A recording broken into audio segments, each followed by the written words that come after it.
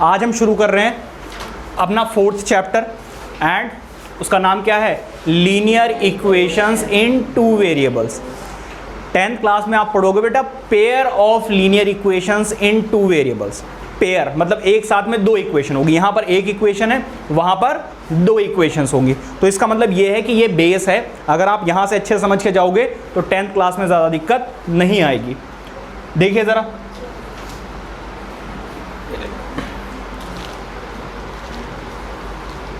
ये है बेटा चैप्टर 4 लीनियर इक्वेशंस इन 2 वेरिएबल्स। बेटा जूनियर क्लासेस में हमने एक पढ़ा था लीनियर इक्वेशंस इन 1 वेरिएबल, और अब हम क्या पढ़ेंगे 2 वेरिएबल। लेकिन एक बार रिवाइज कर लेते हैं कि 1 वेरिएबल में क्या था। बेटा ध्यान दीजिए इधर, 1 वेरिएबल में बेटा क्या था, जरा सुनिए। कोई भी इक्वेशन अगर इस फॉर्म में है ax + b = 0, जहां पर a की वैल्यू 0 नहीं है, उसको हम क्या बोलते हैं, लीनियर इक्वेशन इन 1 वेरिएबल। क्या मतलब है बेटा इसका?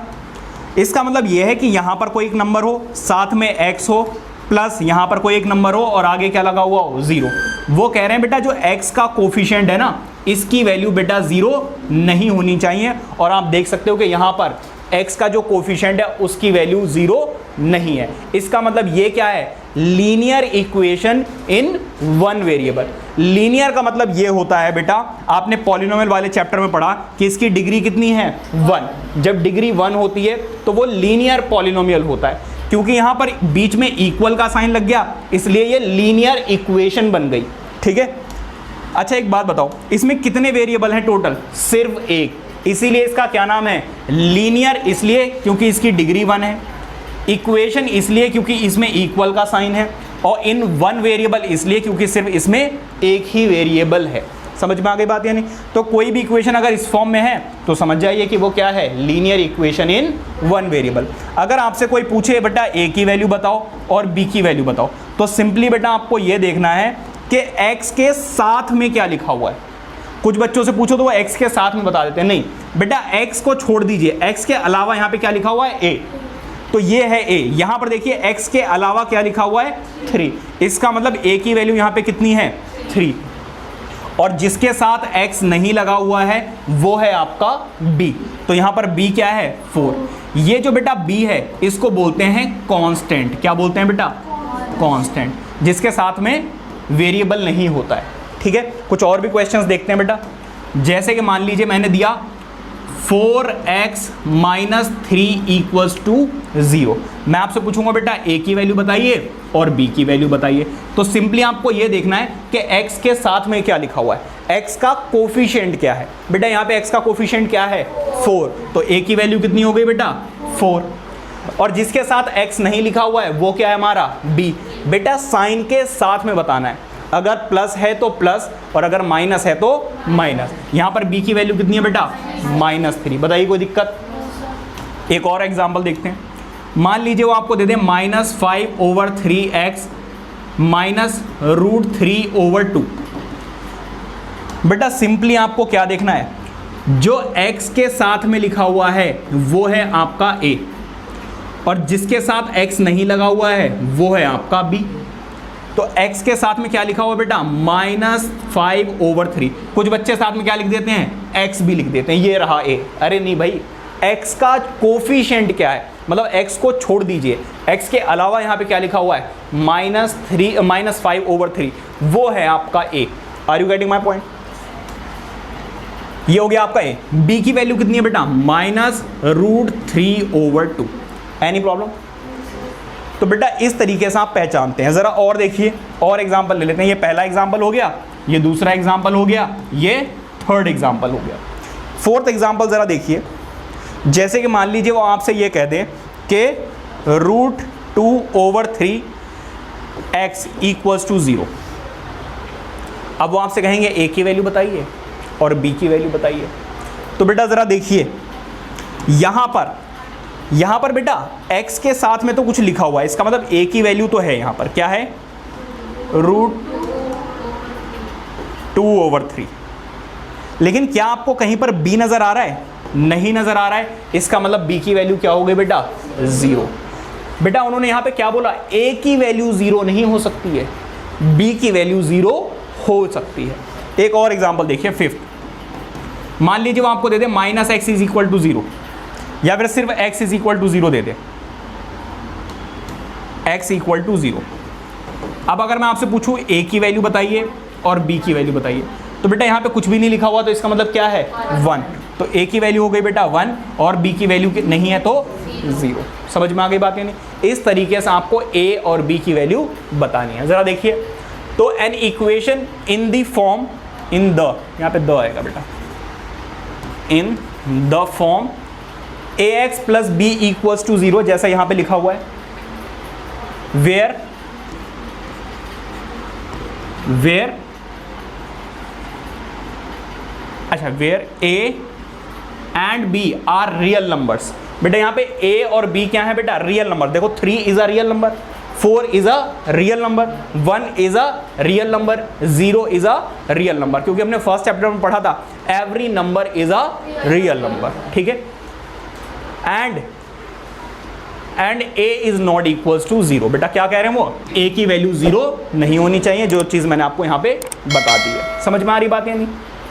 अच्छा, is known as linear equation in one variable. अगर इस फॉर्म में है तो बेटा उसको हम क्या कहेंगे? Linear equation in one variable. बात समझ में आ रही है? आगे बढ़ते हैं बेटा जरा। अच्छा, ऐसी इक्वेशन के कितने सॉल्यूशंस होते हैं? कितने सॉल्यूशंस? सॉल्यूशन का क्या मतलब, पहले मैं आपको वो समझाऊंगा। पहले तो आप ये समझ लीजिए कि ऐसी इक्वेशन का सिर्फ एक ही सॉल्यूशन हो सकता है। एक ही सॉल्यूशन का क्या मतलब है? जरा आगे आइए बेटा, मैंने एक इक्वेशन ले ली 2x माइनस 4 इक्वल्स टू 0। बेटा आप मुझे ये बताइए कि यहां पर x की मैं कौन सी वैल्यू पुट कर दूं जिसको पुट करने के बाद इसकी वैल्यू किसके इक्वल आ जाए? 0 के इक्वल आ जाए। बताओ जरा। पुट x इक्वल्स टू 2, क्या पुट करना पड़ेगा बेटा? 2। यहां पर तो देखो ऑलरेडी 2 है, और x की जगह पर आप क्या पुट कर रहे हो बेटा? 2, और यहां पर क्या है? माइनस 4। तो बेटा 2 2 जा कितना हो गया? 4, और आगे क्या है? माइनस 4। इसलिए आंसर क्या आ जाएगा? 0, which is equal to right hand side. तो बेटा x की वो वैल्यू जिसको पुट करने के बाद इसकी वैल्यू किसके इक्वल आ जाती है बेटा? राइट हैंड साइड के इक्वल आ जाती है। तो बेटा इसको हम क्या बोलेंगे? Solution of 2x minus 4 equals to 0। क्या है सॉल्यूशन? बेटा x is equals to 2 is a solution of 2x minus 4 equals to 0। ठीक है। अच्छा बेटा ये थोड़ा सा कॉम्प्लिकेटेड लग रहा होगा, थोड़ा सा इसको सिंपल करते हैं। मान लीजिए वो आपसे पूछे इसका सॉल्यूशन निकालो, ये तो बड़ी सिंपल सी मैंने इक्वेशन ले ली है, लेकिन अगर कॉम्प्लिकेटेड होता है -5/3 √2 √6, तो बेटा आपको फाइंड आउट करना मुश्किल हो जाता। तो इस केस में आप करोगे क्या? इस -4 को उधर लेकर जाइए, तो क्या आ जाएगा? 2x is equal to 4। ये 2 मल्टीप्लाई हो रहा है, उधर जाकर क्या हो जाएगा बेटा? डिवाइड, और यहाँ से x की वैल्यू मिल जाएगी कितनी? क्योंकि यहाँ से ये कैंसिल आउट हो जाएगा। Are you getting my point? तो बेटा x की वैल्यू क्या आ गई? 2। तो अब आप क्या बोलोगे? 2 इज अ सॉल्यूशन ऑफ किसका? 2x minus 4 equals to 0। इसका मतलब यह है कि अगर x की वैल्यू आपने यहां पर 2 पुट कर दी तो इसका आंसर किसके इक्वल आ जाएगा बेटा? 0 के इक्वल आ जाएगा। समझ में आ रही बात या नहीं? और एग्जांपल देखना चाहते हो? इधर देखो जरा। चलो अब आप लोग करके दिखाओगे बेटा। 3x plus 9 equals to 0। बताओ जरा, इसका 0 बताइए। 3 पक्का? -3 कैसे? आपको मैंने सिंपली बताया, इस 9 को पहले आप उधर लेकर जाइए। जब आप उधर लेकर जाओगे तो बेटा -9 हो जाएगा, और ये 3 मल्टीप्लाई हो रहा है, उधर जाकर क्या हो जाएगा बेटा? डिवाइड, और डिवाइड जब आप करोगे तो बेटा x की वैल्यू कितनी आ जाएगी? -3। बात समझ में आ रही है नहीं? इस तरीके से बेटा हम सॉल्यूशन कैलकुलेट करते हैं। एक बात बताओ, यहाँ इससे पहले हमने निकाला था तो x की वैल्यू कितनी आई थी? 2। यहाँ पर हमने x की वैल्यू निकाली तो कितनी आई? माइनस। इसका मतलब हर एक linear equation in one variable के कितने सॉल्यूशन होते हैं? सिर्फ एक। So every linear equation in one variable has one solution, या फिर हम बोलते हैं यूनिक सॉल्यूशन। इसका मतलब दुनिया में सिर्फ -3 ही एक ऐसा नंबर है जिसको पुट करने के बाद इस इक्वेशन का आंसर 0 आ जाएगा। दूसरा आप नंबर सोच लीजिए बेटा, आ ही नहीं सकता, 0 नहीं आ सकता है। Are you getting my point? चलो बेटा अब थोड़ा सा पीछे आ जाते हैं। ये देखो बेटा, कहाँ गई ये वाली लाइन? ये देखो बेटा ये वाली लाइन, अब जरा ध्यान दीजिए। सच इक्वेशंस, मतलब सच इक्वेशन का मतलब है linear equation in one variable, have a unique solution. Unique solution का मतलब सिर्फ और सिर्फ एक ही सॉल्यूशन होता है। ये बेटा आपके 9th क्लास का पार्ट नहीं है, ये आपके 6th या 7th या 8th क्लास में कोई चैप्टर होगा उसका पार्ट है, ठीक है? मुझे याद नहीं, अब मैं पढ़ाता नहीं हूँ जूनियर्स। यूनिक की स्पेलिंग गलत है, कोई बात नहीं, सही कर लो यार। बेटा पीपीटी बनाते वक्त थोड़ी सी मिस्टेक्स हो जाती है, ठीक? यार टाइप भी तो इतना सारा करना होता है लैपटॉप पे। अब जरा देख लो, मैं इसको इरेज कर रहा हूँ, ठीक है? अब जरा देखिए बेटा, linear equation in one variable, दोबारा से आ गया बेटा, 1 नहीं आएगा, अब क्या आएगा? 2 वेरिएबल। बेटा हंसना बहुत आसान है, लेकिन जब पीपीटीज बनाओगे तो समझ में आएगा कि अच्छा ज़रा सा ध्यान, टाइप ही करना होता है। देखो इधर, लीनियर इक्वेशंस इन 2 वेरिएबल्स। बेटा 2 वेरिएबल का क्या मतलब है, ज़रा समझिए।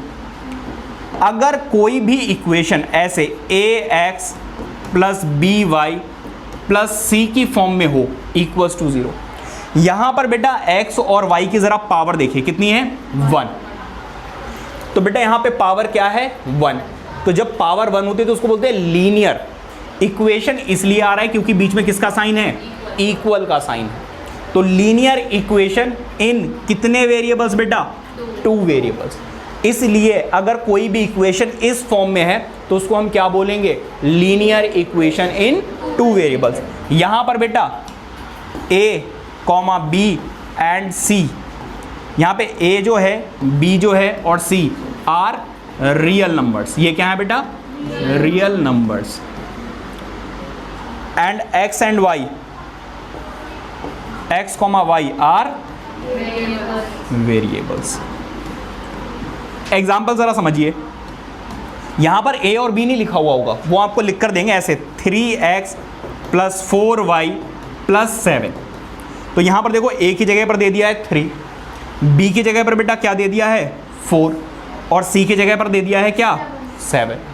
इस तरीके की अगर कोई इक्वेशन लिखी हुई है तो उसको हम क्या बोलेंगे? लीनियर इक्वेशन इन 2 वेरिएबल्स। समझ में आ गई बात या नहीं? जरा देखिए, N equation in the form, दोबारा से वही गलती है बेटा, कॉपी पेस्ट कर देते हैं, इसीलिए हो जाती है गलती। Linear equation in the form ax² + bx, नहीं ये गलत है बेटा, ax + by + c = 0। इसको डिलीट करूं मैं। किस फॉर्म में होगी बेटा? ax + by + c = 0, where a, b and c are real numbers and x, y are variables। ठीक है? अच्छा, is known as linear equation in 2 variables। अगर कोई भी इक्वेशन इस फॉर्म में है, मतलब इस तरीके से, तो वो क्या होगी बेटा? लीनियर इक्वेशन इन 2 वेरिएबल्स। बात समझ में आ रही है? अब जरा देखिए इस पॉइंट को, जरा देखिए, जैसे कि हमने देखा था लीनियर इक्वेशन इन 1 वेरिएबल के कितने सॉल्यूशंस होते थे? 1। यहां पर बेटा कितने सॉल्यूशंस हो सकते हैं? इनफाइनाइट मैनी सॉल्यूशंस हो सकते हैं। जितनी बार आप x की वैल्यू पुट करोगे उतनी बार y की अलग वैल्यू आएगी। कैसे आएगी वो जरा समझते हैं, ठीक है? आ जाइए, पहले जरा ध्यान दीजिए आपके क्वेश्चंस कैसे आएंगे। पहले वो आपको ये बोलेंगे, एग्जाम्पल 1 देखिए जरा, आपको बोलेंगे 7x + 4y + 3 = 0। Find the value of a, b and c। जरा ध्यान देना बेटा, अगर मैं इस इक्वेशन को कंपेयर करूं किससे? ax + by + c। बेटा x के साथ में यहाँ पे क्या लिखा हुआ है बेटा 7, तो a की वैल्यू कितनी हो गई 7। बेटा y के साथ में यहाँ पे क्या लिखा हुआ है 4, तो बेटा b की वैल्यू कितनी हो गई 4। और यहाँ पर कांस्टेंट नंबर क्या है बेटा 3। तो इस तरीके से आप a, b और c की वैल्यू बता सकते हैं। बताइए कोई दिक्कत? दूसरा एग्जाम्पल जरा देखते हैं। एक और एग्जाम्पल देखिए, मान लीजिए वो आपसे कहें -7/3x -4/5y plus √2 is equal to 0। आप बेटा किसकी वैल्यू बताइए? a की वैल्यू बताइए, b की वैल्यू बताइए और c की वैल्यू बताइए। सिंपली आपको बेटा क्या देखना है कि x के साथ में क्या लिखा हो, x को नहीं लिखना है, x के कोफिशिएंट को लिखना है। यहां पर x का कोफिशिएंट बेटा क्या है -7/3, तो ये हो गया आपका क्या a। बेटा y का जो कोफिशिएंट है साइन के साथ में बताना है, अगर पॉजिटिव है तो पॉजिटिव और अगर नेगेटिव है तो नेगेटिव। बेटा b की वैल्यू यहाँ पे क्या है -4/5 और जो एक कांस्टेंट नंबर है वो क्या होता है आपका c। बताइए कोई दिक्कत? अब आप लोगों से पूछ लिया जाए a b c की वैल्यू बता दोगे? चलो जी पूछते हैं। जैसे मान लीजिए मैंने आपको दे दिया -√5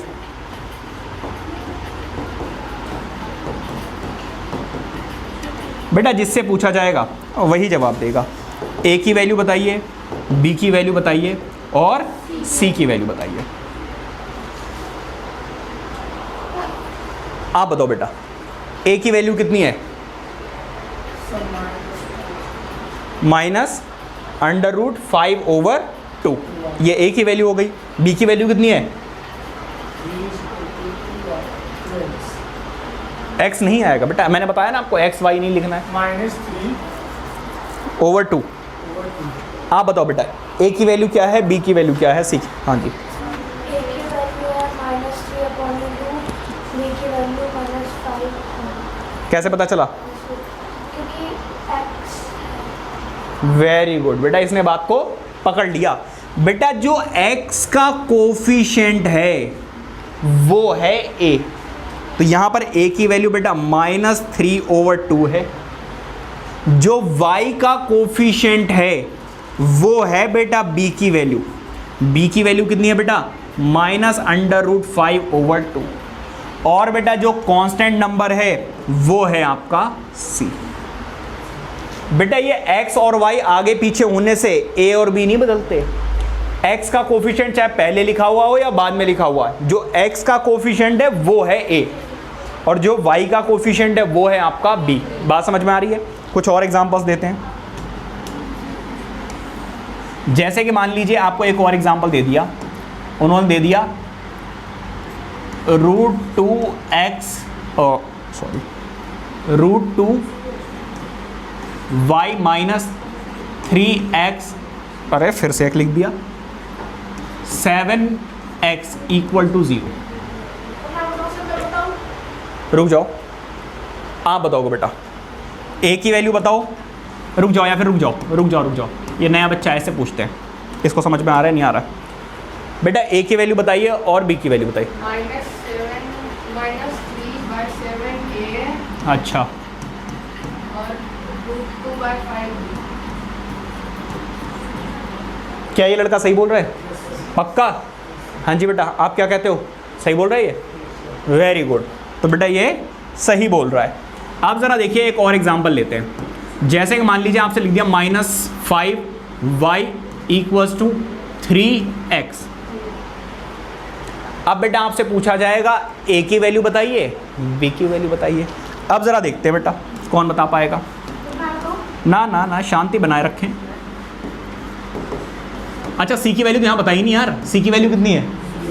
है ही नहीं, तो फिर क्या है बेटा 0।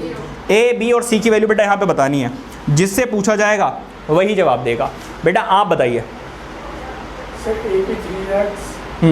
x नहीं बेटा, मैं देखो यहीं पे समझाया था, कुछ बच्चे x भी साथ में लगा देते हैं, लेकिन बेटा आप तब भी नहीं मान रहे हो हैं। -3 कैसे पता चला है? आप बता रहे हो? शांति बनाए रखो बेटा, बात नहीं करनी बिल्कुल। आप बताइए बेटा, ए की वैल्यू कितनी है 3 और बी की वैल्यू -5। आप बताइए बेटा। आप बेटा गलत हो गए आप।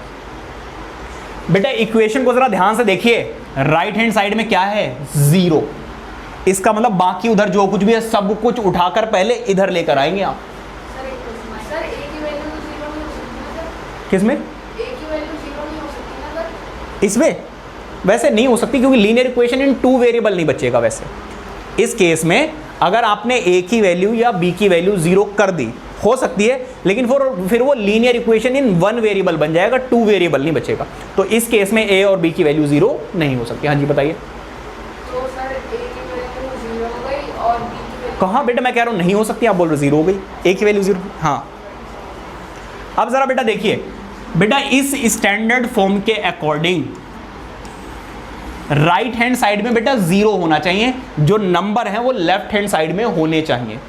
तो पहले आप इसको उठाकर इधर लेकर आइए। देखिए ये प्लस का 3x है, जब आप इसको उठाकर इधर लेकर आएंगे तो ये हो जाएगा -3x, और यहां पर तो ये ऑलरेडी पहले से ही मौजूद था, तो ये बेटा रहेगा -5y। अब बेटा उधर क्या बचा, उधर कुछ बचा ही नहीं, तो बेटा वहां पे क्या बचा 0। तो अब आप a b c की वैल्यू बताएंगे।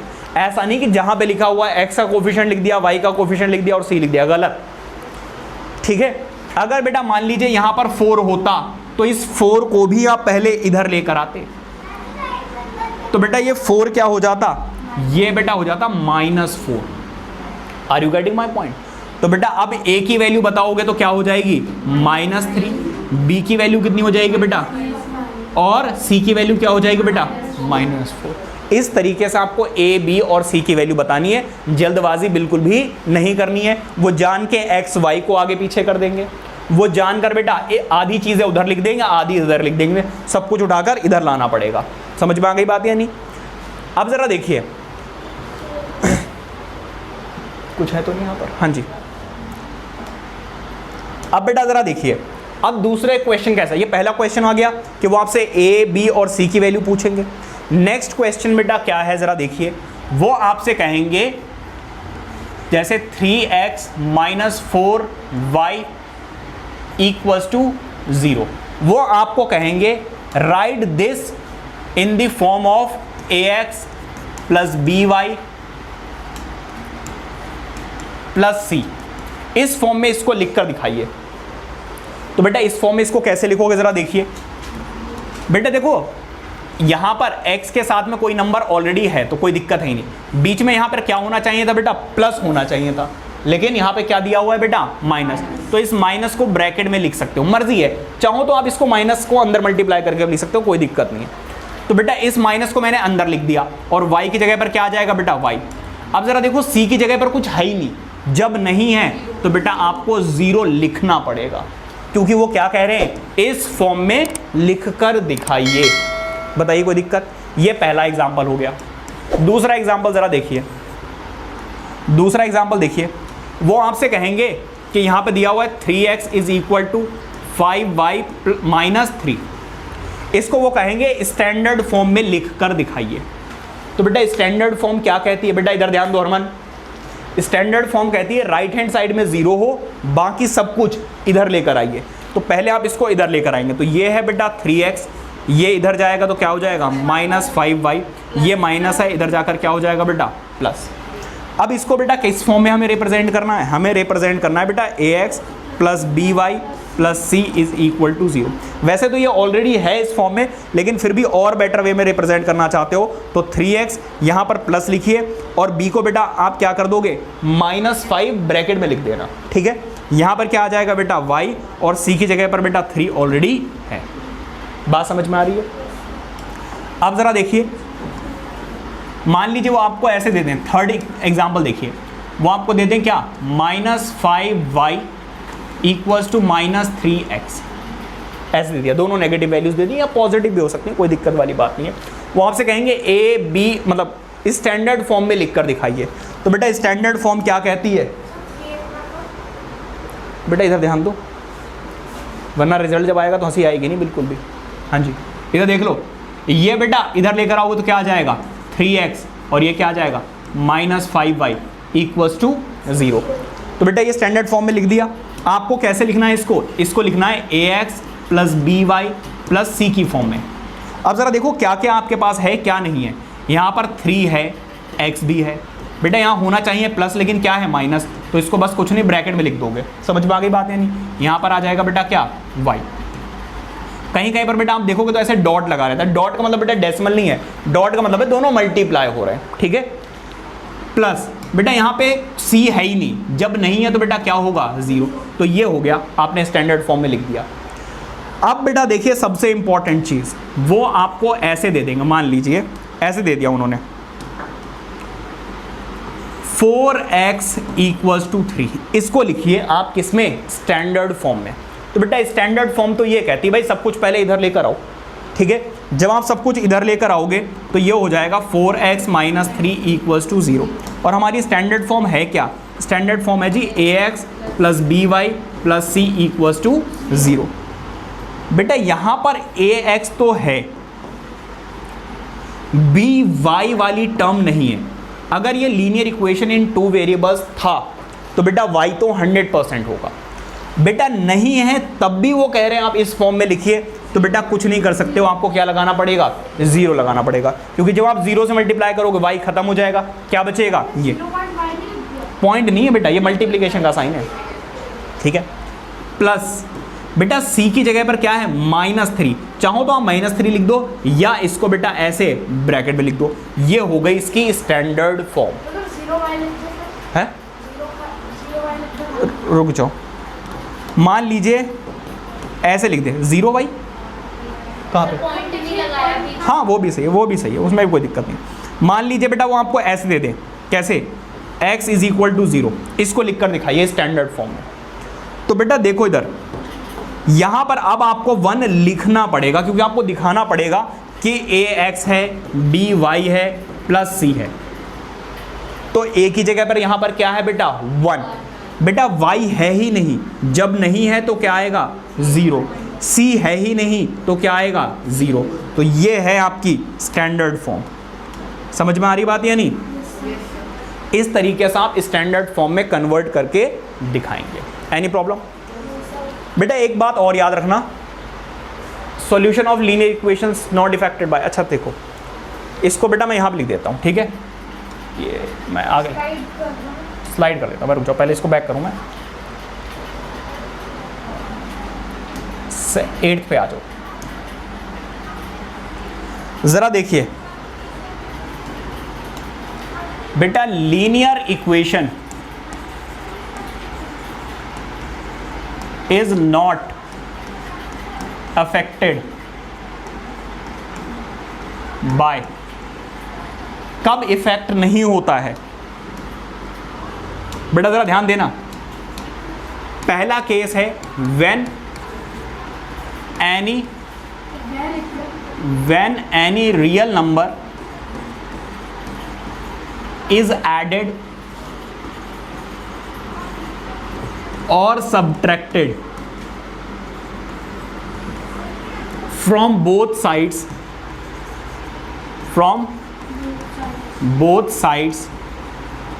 of the equation।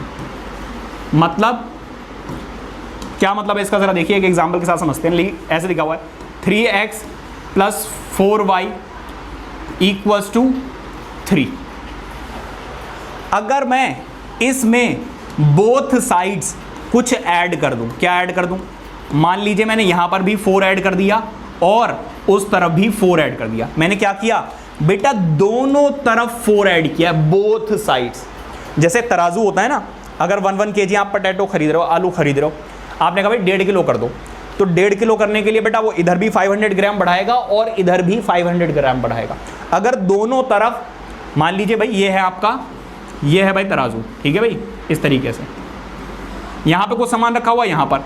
अगर बेटा ऐसे होता है ना, ऐसे एरो दिखाता है, अगर बेटा दोनों तरफ इक्वल अमाउंट बढ़ा दिया जाए या निकाल लिया जाए तो बेटा ये एरो बिल्कुल ऊपर रहता है या नहीं रहता है? इसका मतलब दोनों तरफ वेट क्या है? बराबर है। अगर दोनों तरफ कुछ रख दो या दोनों तरफ से कुछ निकाल लो, फर्क नहीं पड़ता है। वैसे ही इक्वेशन में भी अगर दोनों साइड कुछ ऐड कर दिया जाए तो इक्वेशन पे कुछ भी फर्क नहीं पड़ता है। तो बेटा इक्वेशन क्या बन जाएगी, 3x + 4y + 4 इक्वल्स टू कितना आ जाएगा बेटा 7। बेशक यहाँ पे नंबर्स चेंज हो गए हैं, लेकिन बेटा अभी भी ये दोनों इक्वेशन सेम ही हैं, क्योंकि ऐड करने से कुछ भी फर्क नहीं पड़ेगा। इसी इक्वेशन को बेटा दोबारा से देखो, 3x + 4y = 3। अब मैं क्या कर रहा हूँ, दोनों साइड से एक नंबर सब्ट्रैक्ट कर रहा हूँ। क्या सब्ट्रैक्ट कर रहा हूँ, मान लीजिए -3 कर दिया मैंने, दोनों तरफ से क्या कर दिया, -3। तो बेटा क्या आ जाएगा, 3x + 4y - 3 = 0। Are you get? हाँ जी, दोनों साइड बेटा कुछ ऐड करोगे या दोनों साइड कुछ सब्ट्रैक्ट करोगे, इक्वेशन पे कुछ भी फर्क पड़ने वाला नहीं है। समझ में आ गई बात? यानी दूसरा केस बेटा जरा देखिए, ये पहला हो गया, दूसरा देखिए, when any real number is multiplied or divided